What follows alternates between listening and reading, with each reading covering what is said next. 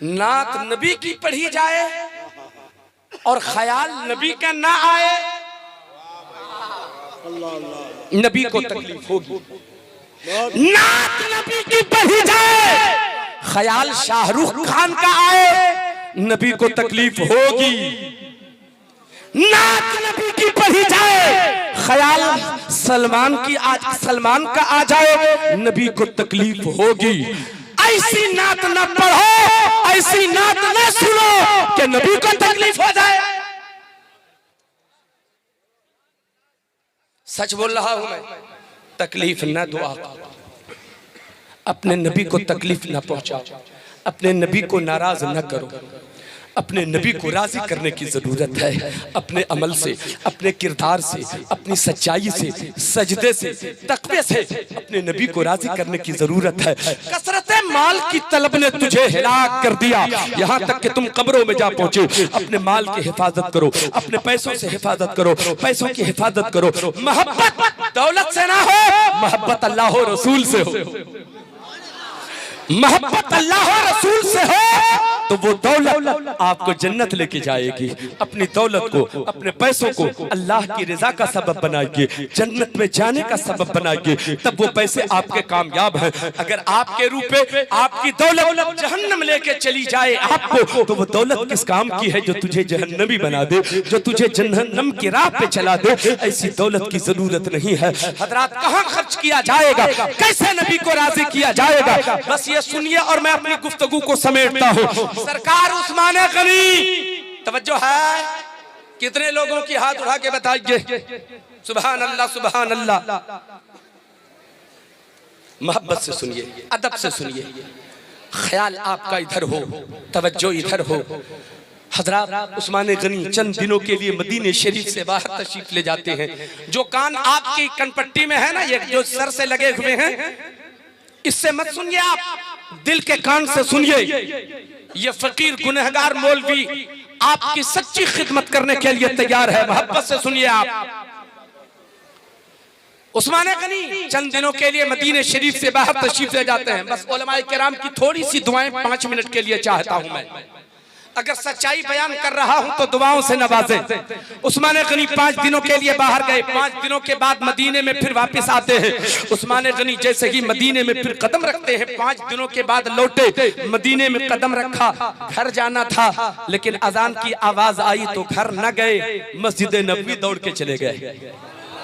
और जरा मोहब्बत से, घर नहीं गए, 5 दिनों के बाद लौटे थे, घर नहीं गए, मस्जिद नबी दौड़ के गए। अजान की आवाज आई तो दौड़ गए मस्जिद की तरफ। जब मस्जिद नबवी पहुंचे तो मुस्तफा जाने रहमत मुसल्ले इमामत पर जा चुके थे। सुभान अल्लाह सुभान अल्लाह।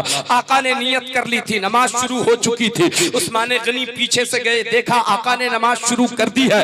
आपने भी गए, नियत की और नमाज शुरू कर दी, मगर ख्याल चल रहा है आका जल्दी से सलाम फेरे तो आका के चेहरे की जियारत करूं, सलाम फेरे तो दीदार करूं, सलाम फेरे तो मुस्तफा की जियारत कर लूं। इंतजार हो रहा है, ख्याल में यही आ रहा है। अल्लाह अकबर, कई दिनों से आका को देखा नहीं था ना, नजरें बेचैन थी, नजरें बेकरार थी आका को देखने के लिए। बिल आखिर मेरे आका ने सलाम फेरा है, नमाज मुकम्मल हुए, अस्सलामु अलैकुम व रहमतुल्लाह।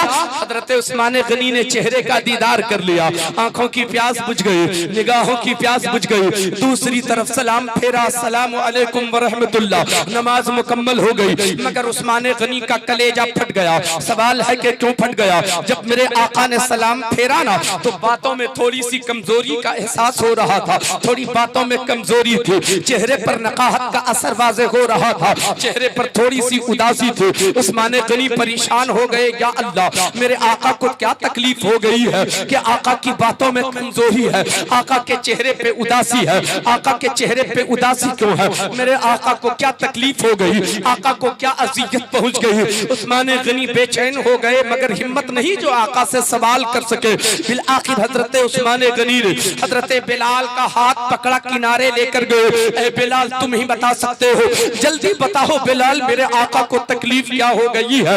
आका के चेहरे पे उदासी क्यों, आका की बातों में कमजोरी क्यों? हजरत बिलाल अर्ज करते हैं, उस्मान मुझसे न पूछो। उस्मान गनी ने पूछा, बताओ बिलाल क्यों आका को तकलीफ किस बात की है? रोने लगे बिलाल और अर्ज करते हैं मुझसे ना पूछो, जाओ मुस्तफा के घर जाके मालूम कर लो। अल्लाह को अकबर। उस्मान गनी दौड़े दौड़े सरकार के घर तशरीफ ले गए, आवाज दिया अम्मी आयशा।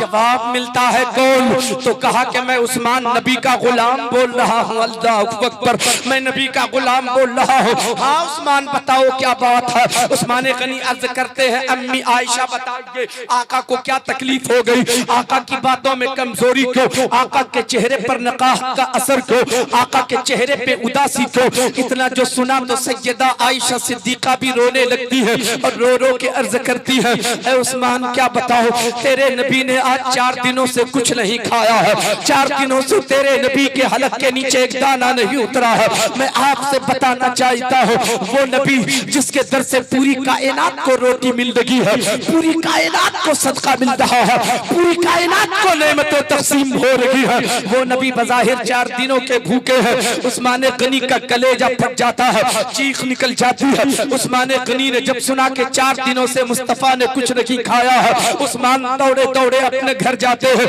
घर जाकर आटे की बोरी अपनी पीठ पे उठा के रखा। उस्मान गनी ने जैसे ही आटे की बोरी उठाकर पीठ पे रखा है, 20 गुलाम मौजूद थे उस्मान गनी के घर में। उस वक्त 20 के 20 दौड़ पड़े, हाथ बांधे अर्ज किया उस्मान गनी की बारगाह में, मेरे आका कयामत आ जाएगी, मैं आपका गुलाम हूँ, आप मेरे आका हैं। ये आटे की बोरी आपने जो उठा ली पीठ पर, कहाँ ले जाना है इस बोरी को बताइए, जल्दी से नीचे रखिए आटा की बोरी, हम उसे पहुँचा देते हैं जहाँ आप पहुँचाना चाहते हैं। हम गुलाम आखिर किस दिन के लिए हैं?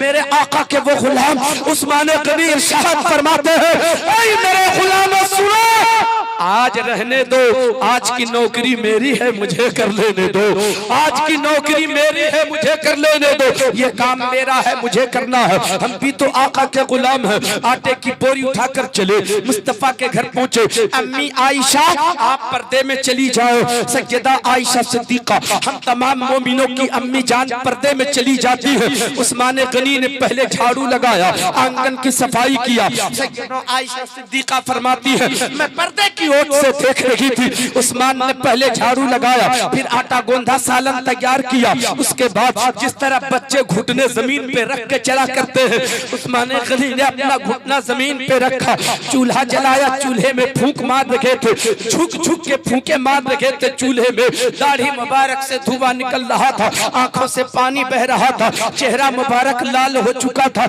उस्मान गनी की ये कैफियत थी, रोटियां बना रहे हैं, चूल्हा फूंक रहे हैं। ऐ नबी के गुलामों एक बात बताना, आप भी नबी के गुलाम हो, आप भी तो कलमा पढ़ने वाले हो, आप भी तो नबी से मोहब्बत करने वाले हो, आप भी तो नबी के चाहने वाले हो। कहाँ हमारी जिंदगी में गुलामाना अंदाज है, कहाँ हमारे किरदार में गुलामाना अंदाज है, कहाँ हमारे कैरेक्टर में गुलामाना अंदाज है। हम इतने बड़े पैसे वाले नहीं हो गए हैं कि हम नबी के गुलाम न बन सके। उस्मान उस जात का नाम है, मदीने में बड़े अमीर का नाम उस्मान गनी है, बड़े रईस का नाम उस्मान गनी है, वक्त के शहजादे का नाम उस्मान गनी है, गरीबों की मदद करने वाला उस्मान गनी है। जिहाद का ऐलान होता था, सबसे ज्यादा माल उस्मान गनी का जाया करता था। आज वो उस्मान गनी जो अपने लिए कभी रोटी न बनाई होगी, आज मुस्तफा के घर रोटी बना रहे हैं। अपने घर जो कभी झाड़ू न लगाया होगा, आज मुस्तफा के घर झाड़ू लगा रहे हैं। अपना जो कभी चूल्हा न जलाया होगा, आज मुस्तफा के घर चूल्हा जला रहे हैं। ये गुलामाना अंदाज है। तुम कब गुलाम बन के दिखाओगे, तुम कब दीवाने बन के दिखाओगे? ऐ मुसलमानों सुनो, नमाज पढ़ के अपनी गुलामी का सबूत दे दो, सच्चा होके अपनी गुलामी का सबूत दे दो, गुनाहों से तौबा करके अपनी गुलामी का सबूत दे दो। जिसमें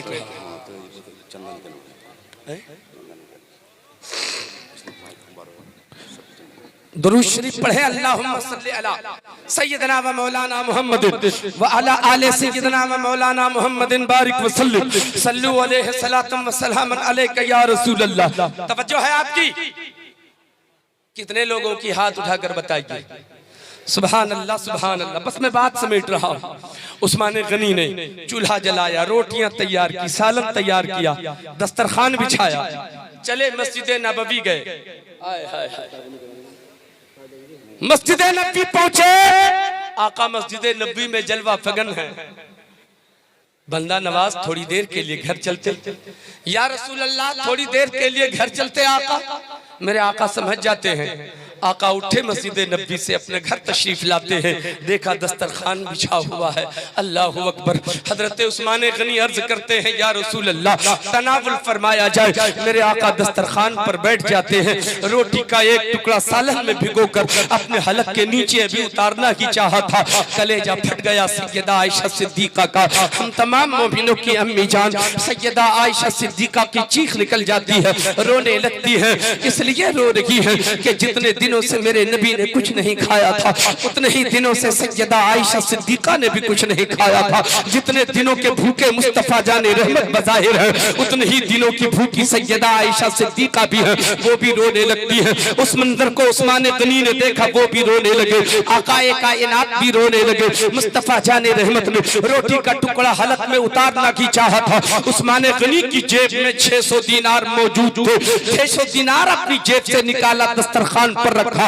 अर्ज किया, या रसूल अल्लाह इसे भी कबूल फरमा लिया जाए, इसे भी कबूल फरमा लिया जाए। या रसूल अल्लाह मेरे आका फरमाते हैं, उस्मान इसे उठा के रख ले, तेरे काम आएंगे।